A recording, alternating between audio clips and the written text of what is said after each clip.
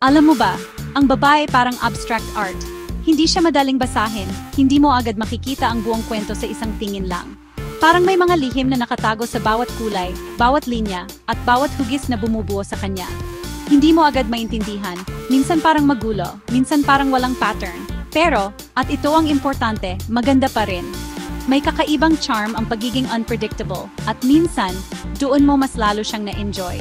Ako, bilang babae, madalas ko naririnig, ang hirap mong intindihin. Parang may code na hindi ma-break, o puzzle na kulang ang piraso. At aaminin ko, minsan totoo naman. May mga araw na niya ko, hindi ko rin maintindihan ang sarili ko. Pero teka, bakit nga ba ganun? Siguro kasi, tulad ng abstract art, hindi lang isa ang ibig sabihin ng bawat galaw, bawat salita, bawat emosyon. Parang painting na hindi mo alam kung saan ka titingin.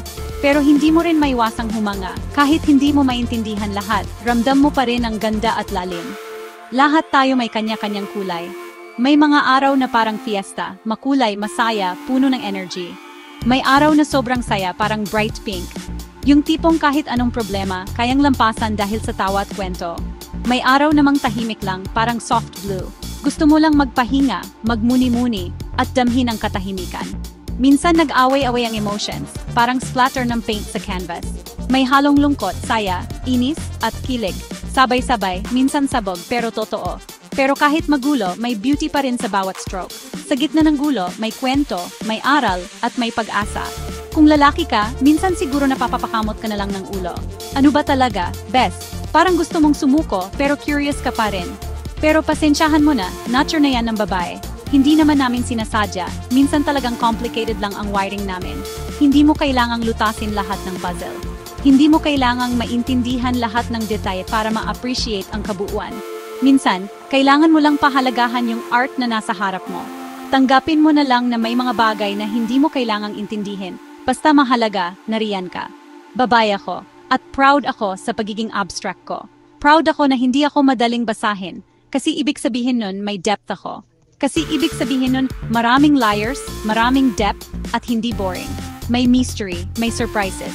Hindi lang ako basta-basta, may kwento ako sa bawat layer. Hindi lang isang kulay, kundi buong rainbow. Iba-iba ang mood, iba-iba ang ugali, pero lahat yon, parte ng pagiging babae.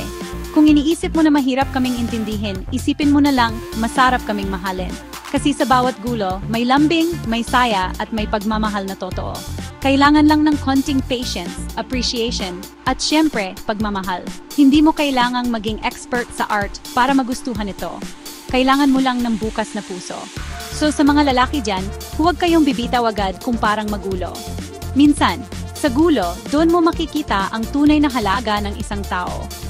Yung abstract, mas nagiging mahalaga kapag intindi mo ng mabuti. Kapag binigyan mo ng oras, mas lalo mong makikita ang ganda at meaning nito.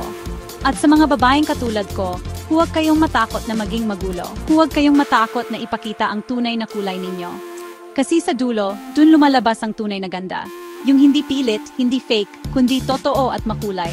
Ako nga pala si Nancy, at tandaan ninyo, babae ka man o lalaki, bawat isa sa atin ay isang obra maestra. Lahat tayo may sariling kwento, sariling kulay, at sariling ganda.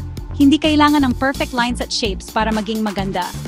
Ang mahalaga, totoo ka sa sarili mo, at marunong kang magpahalaga sa iba.